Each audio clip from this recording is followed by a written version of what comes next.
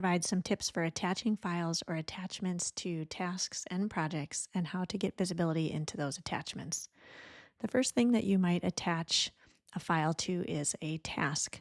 So if I go to a task here, for instance, you can scroll down to the attachments area and see, yep, there's already 4 different attachments here. If I wanted to add one, I can go to select, or I can click add, or I can just drag the files right into this section.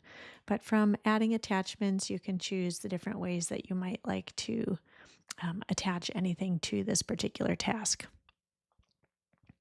Now you can go back to the task list from there, and you can make your task list capable of showing you anything that's attached to these items that you're showing.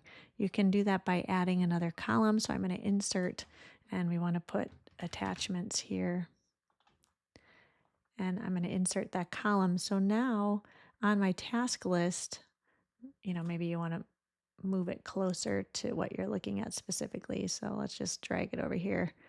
Maybe I just want to put it by the name for a second while I'm checking these attachments. But I can see anything that's attached file-wise or link-wise to that specific task. As I click on it, you can see the document storage, this invoice, this single page overview, and this image.